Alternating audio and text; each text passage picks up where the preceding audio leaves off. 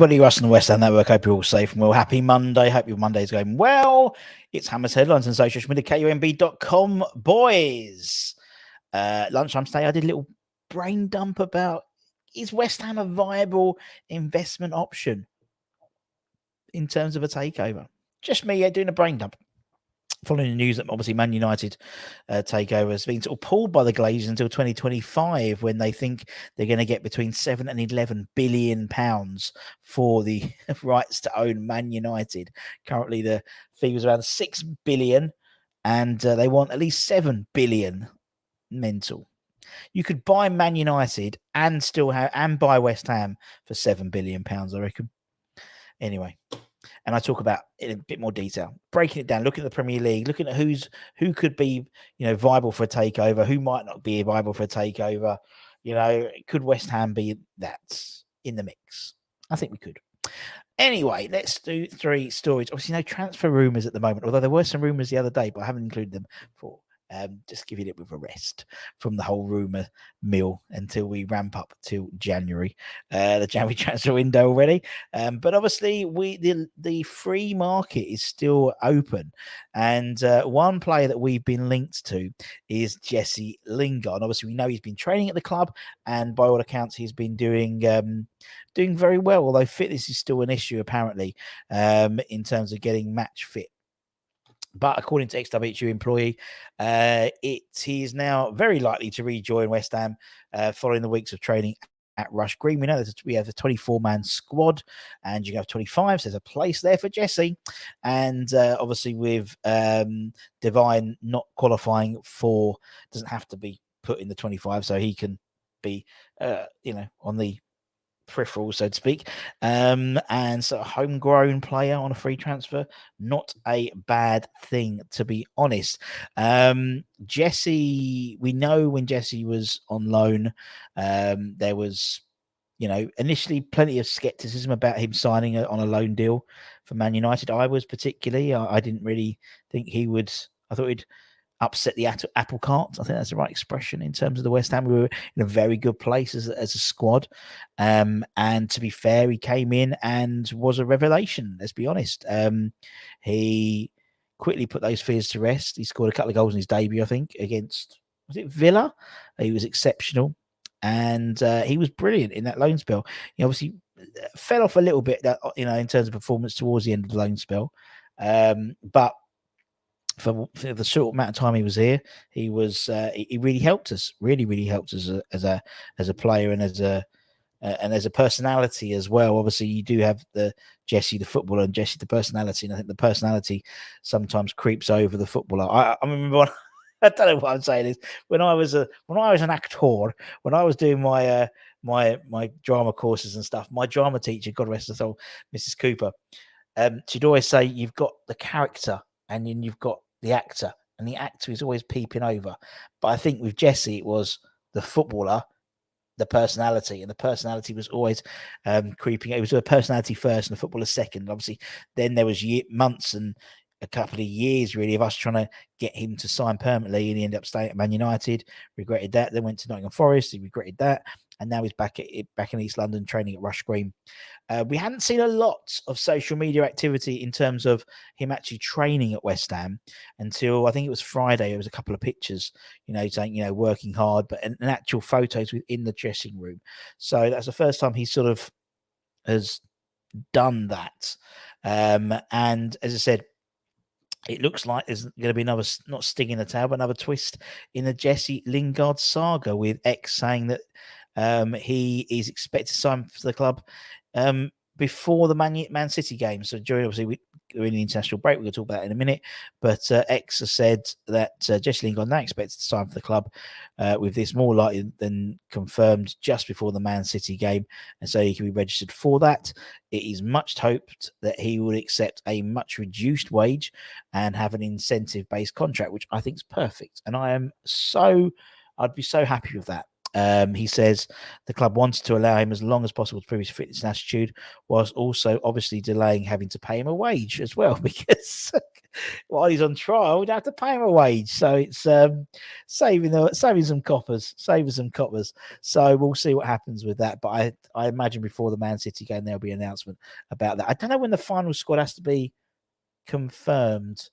There's still some good free transfers out there as well. Might do a show about that tomorrow, but yeah, we'll keep an eye on that one. But that one looks like it's pretty much nailed on as much as you can have that with Jesse Lingard. As I said, we are entering the international break. It always happens. You get a run of games, and then you have all our momentum has just been squashed. But hey ho, it's the same for everyone. And a number of hammers are on international duty. Just thought I'd give you a little rundown so you know what's happening. And as I said, a number of hammers have been called up to their respective nations for qualifiers, friendly matches, stuff like that. Probably the most significant one is Mo Kudus, who has been called up to the Ghanaian international, Chris Hughton's Ghanaian international side, former West Ham player, of course, for this month's AFCON qualifiers against the Central African Republic. The reason why that's probably the most significant game that we have to keep an eye on is Ghana still haven't qualified for the AFCONs. They only need a draw against the Central African Republic to qualify. Central African Republic are third, so they could qualify with a victory against Ghana, which would mean that Ghana would then rest on the results of the second place team to see if they could qualify or not. Obviously, the likelihood is they'll probably get a win, and that's going to be on Thursday anyway. As I said, a draw would confirm their qualifications to the AFCON tournament in January, which would mean, obviously, Mo would lose. We'd lose Mo for January. We'd lose Naya Faged, Maxwell Cornet, and Saeed Ben Rama as well, potentially. So that could be quite a tough group of matches in that sort of January-February period. Elsewhere, Edison Alvarez, our midfield dynamo, he's been called up to the Mexican squad for their two matches. They are both friendly matches against Australia, and obviously they're the reigning CONCACAF Gold Cup holders, aren't they? They're playing Australia and Uzbekistan in a pair of friendlies. In the USA, they play Australia at the TNT Stadium in Dallas on Sunday. 3:00 kickoff in the UK, if you fancy that. And then they meet Uzbekistan in the Mercedes-Benz Stadium in Georgia. So two fantastic stadiums there on Wednesday, the 13th at 12:30 in the morning BST. It's a little bit earlier for us.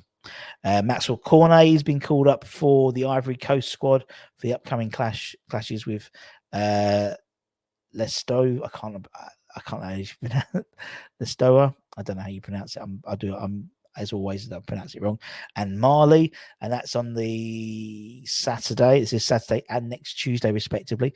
Souček and Coufal be called up for the Czech Republic squad, as you would imagine, for their Euro 2024 qualifiers against Albania on Thursday, and then away to Hungary on Sunday. In Albania, they go back to the Fortuna Arena, where West Ham won the Europa Conference League against Fiorentina. So they go back to their a good hunting ground for them.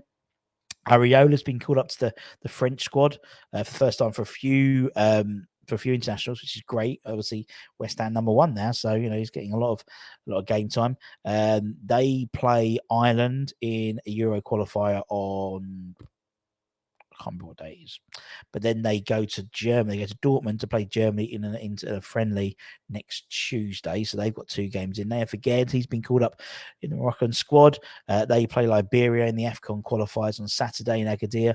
Morocco have already qualified because Zimbabwe got chucked out because of international, being disqualified from all international sports. So they're no longer involved in the group in terms of the AFCON qualifiers group. So they've already qualified. They then travel to France to play Burkina Faso on a friendly in Lens on Tuesday. So not too far away for Nayof.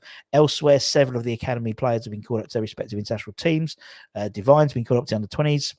Finley Herrick has been called up to the under-18s for the first time. So congratulations to him.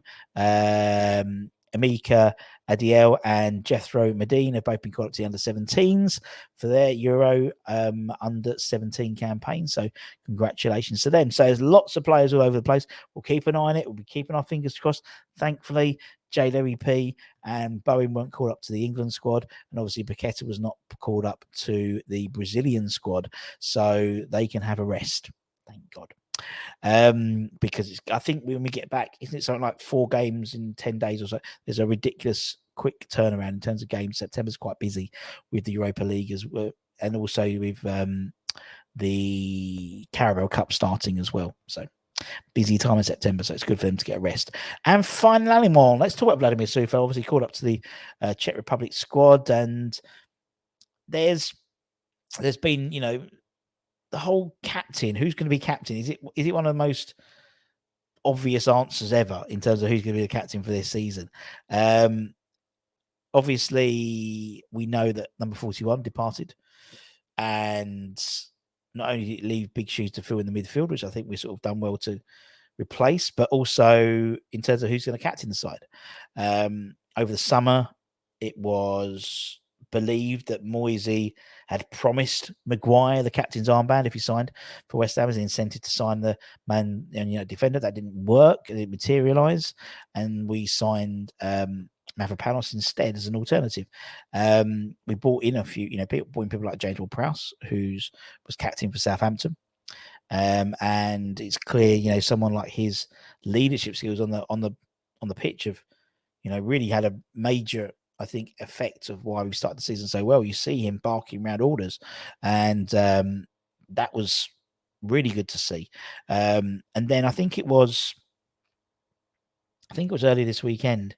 Henry Winter, it might have been even last weekend, he did a piece criticising Moyes' decision to give the armband to Kurt Zouma since the beginning of the season because of his cat kicking issues of the past. And so that was so there's been a sort of a little bit of controversy about Zouma being captain from everyone outside of West Ham, really. So Henry Winter said he thought it was really bad. John Terry jumped to Kurt's aid. Obviously, the former Chelsea teammates are saying it was a great decision by Moisey. And now Coufal has come out and put his 2 cents in terms of who he thinks should be captain for the season. Moisey has his hold off making that decision. He was going to make that decision after the transfer window had closed, which sort of fueled a bit of speculation that maybe we didn't know what was going to happen with Zouma or things like that. He's actually held off that decision, maybe until the end of the Saudi Pro League window, just in case. But I don't think anything will happen. But he don't want to say he's your captain, then we sell him to, let me sell Zouma to a Saudi side for £60 million. You'd be silly to take, that type of thing. But speaking on the Daily Mail, Coufal says that Zouma is the ideal choice to be captain, and he deserves the role in an official capacity permanently. He said, in fact, Coufal already considers Zouma to be the captain. He was quoted in the Daily Mail saying, "For me, Kurt is captain. Why not? He's wearing the armband. The boss said he'll be captain, so he is. It's not a problem. It is absolutely not a problem at all." So there we go. He has big respect for his career, what he has achieved, and he is a massive, big personality. And I totally agree.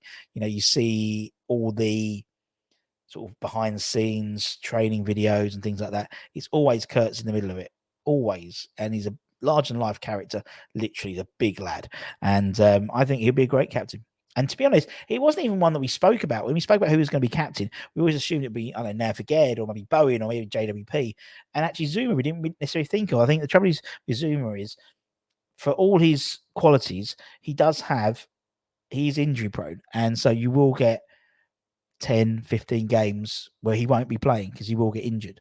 So it'd be interesting to see, vice captain, maybe someone like James Ward-Prowse, who has no doubt captain capabilities. In fact, he captained Southampton for a number of years, and you see it on the pitch in terms of what he brings.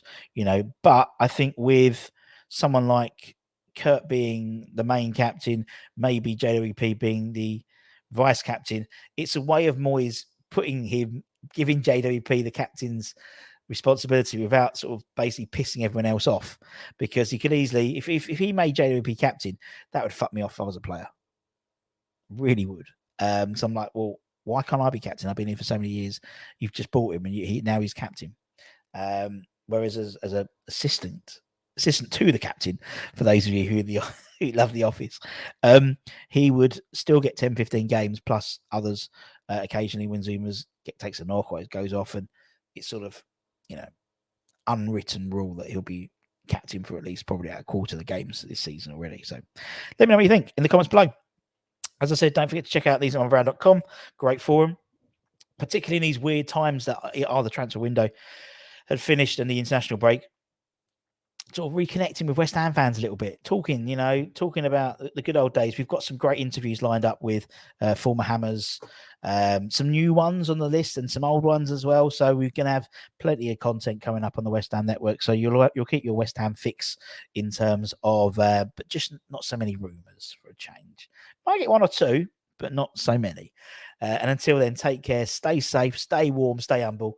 You don't need to worry about staying warm in the UK. It is boiling at the moment. Typical, kids are back in it. Always happens. And I'll see you guys very, very soon. Take care. Bye-bye.